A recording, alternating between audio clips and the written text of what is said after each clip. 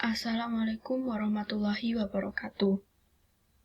Di sini saya akan menjelaskan bab 2 tentang ketaatan terhadap UUD NRI tahun 1945.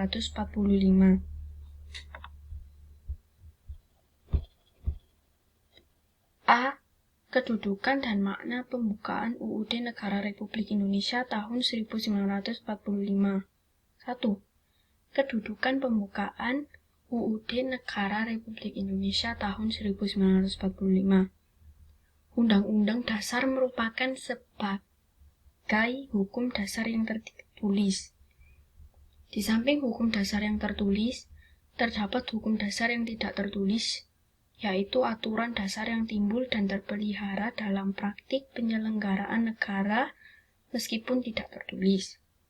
Hukum dasar yang tidak tertulis ini disebut konvensi. Sebagai hukum dasar, UUD Negara Republik Indonesia tahun 1945 merupakan sumber hukum bagi peraturan perundang-undangan dan merupakan hukum tertinggi dalam tata peraturan perundang-undangan di Indonesia. Sistematika UUD Negara Republik Indonesia tahun 1945 sebelum perubahan amandemen terdiri atas 1. Pembukaan, 2. Batang tubuh atau pasal-pasal, 3. Penjelasan.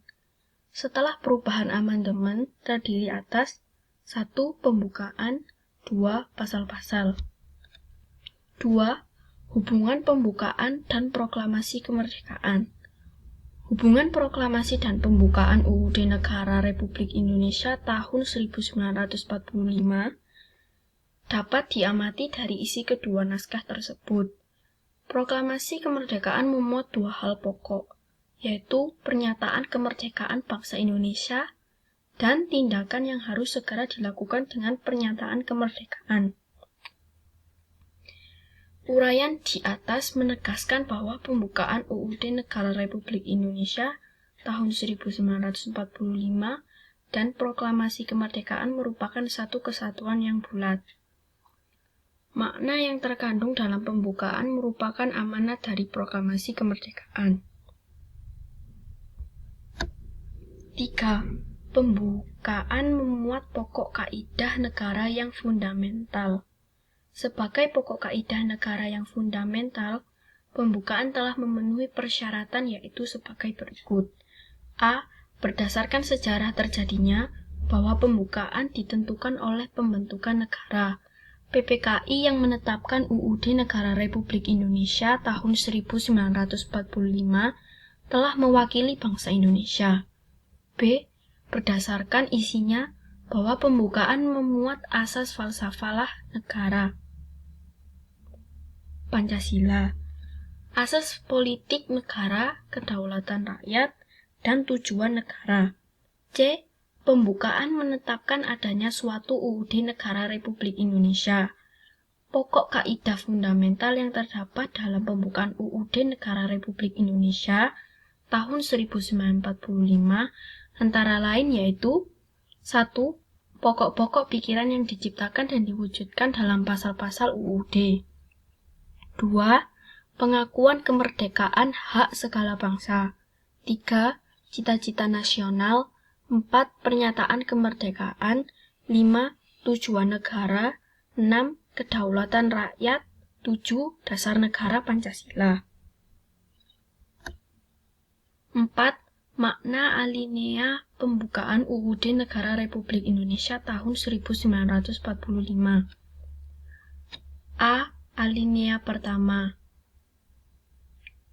Alinea pertama pembukaan UUD Negara Republik Indonesia tahun 1945 menunjukkan keteguhan dan tekad bangsa Indonesia untuk menegakkan kemerdekaan dan menentang penjajah.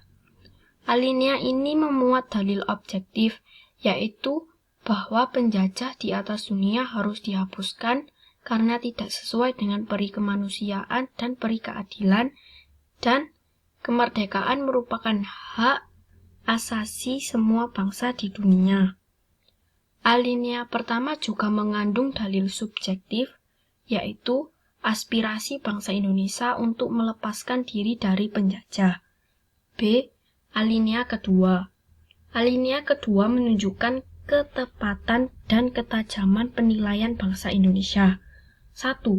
Bahwa perjuangan bangsa Indonesia telah mencapai tingkat yang menentukan. 2.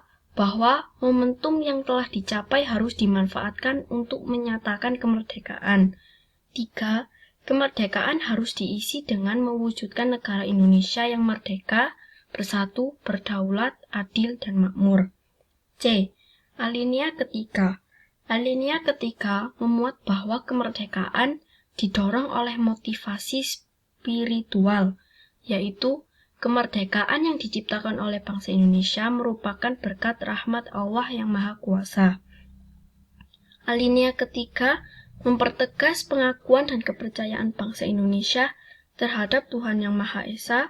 Manusia merupakan makhluk Tuhan yang terdiri atas jasmani dan rohani. D. Alinea keempat. Alinea keempat pembukaan UUD Negara Republik Indonesia tahun 1945 memuat prinsip-prinsip negara Indonesia, yaitu 1. Tujuan negara yang akan diwujudkan oleh pemerintah negara. 2. Ketentuan diadakannya Undang-Undang Dasar. 3. Bentuk negara, yaitu bentuk republik yang berkedaulatan rakyat. 4. Dasar negara, yaitu Pancasila. B. Kedudukan dan fungsi UUD Negara Republik Indonesia tahun 1945. 1. Kedudukan UUD Negara Republik Indonesia tahun 1945 menurut pendapat Brace seperti dikutip artonang.blogspot.com, hal-hal yang menjadi alasan sehingga suatu negara memiliki UUD sebagai berikut. 1. Adanya kehendak para warga negara yang bersangkutan agar terjamin hak-haknya dan bertujuan untuk mengatasi tindakan-tindakan para penguasa negara tersebut. 2. Adanya kehendak dari penguasa negara dan atau rakyatnya untuk menjamin agar terdapat pola atau sistem tertentu atas pemerintahan negaranya. 3. Adanya kehendak para pembentuk negara baru tersebut agar terdapat kepastian tentang cara penyelenggaraan ketatanagaranya. 4. Adanya kehendak dari beberapa negara yang pada mulanya berdiri sendiri untuk menjalini kerjasama. 2. Sifat dan fungsi Undang-Undang Dasar Negara Republik Indonesia tahun 1945. Undang-Undang Dasar Negara Republik Indonesia tahun 1945 memiliki sifat sebagai berikut. Tertulis, rumusnya jelas, merupakan suatu hukum yang mengikat pemerintahan sebagai penyelenggara negara, maupun mengikat bagi setiap warga negara. Singkat dan supel, memuat aturan-aturan pokok yang setiap kali harus dikembangkan sesuai dengan perkembangan zaman, serta memuat hak-hak asasi manusia. Undang-Undang Negara Republik Indonesia tahun 1945 memiliki fungsi sebagai berikut. A. Alat kontrol UUD Negara Republik Indonesia tahun 1945 sebagai alat kontrol apakah aturan hukum yang lebih rendah sesuai atau tidak dengan norma hukum yang lebih tinggi, yaitu UUD Negara Republik Indonesia tahun 1945. B. UUD Negara Republik Indonesia tahun 1945 juga berperan sebagai pengatur bagaimana kekuasaan negara disusun, dibagi, dan dilaksanakan. C. UUD Negara Republik Indonesia tahun 1945 juga berfungsi sebagai penentu hak dan kewajiban negara, aparat negara, dan warga negara. C. Peraturan perundang-undangan dalam sistem hukum nasional.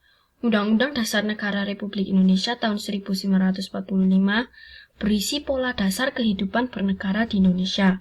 Semua peraturan perundang-undangan yang dibuat di Indonesia tidak boleh bertentangan dengan Undang-Undang Dasar Negara Republik Indonesia tahun 1945. Semua peraturan perundang-undangan yang dibuat di Indonesia harus berpedoman pada UUD Negara Republik Indonesia tahun 1945. Sebagai warga negara Indonesia, kita patuh pada ketentuan yang terdapat dalam Undang-Undang Dasar Negara Republik Indonesia tahun 1945. Kepatuhan warga negara terhadap UUD Negara Republik Indonesia tahun 1945 akan mengarahkan kita pada kehidupan yang tertib dan teratur.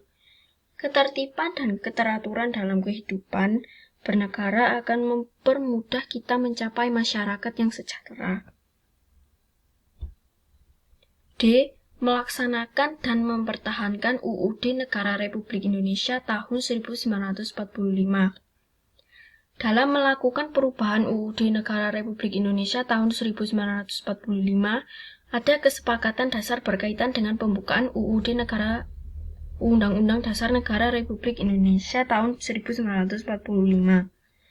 Kesepakatan dasar itu terdiri atas 5 butir, yaitu 1. Tidak mengubah pembukaan UUD NRI tahun 1945.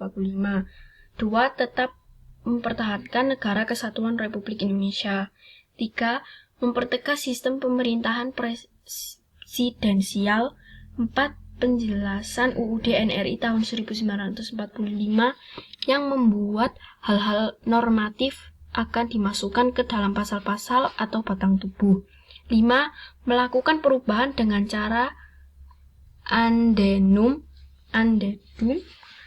Majelis Permusyawaratan Rakyat atau MPR sebagai lembaga yang berhak mengubah UUD NRI tahun 1945 telah menyepakati tidak mengubah pembukaan UUD NRI tahun 1945.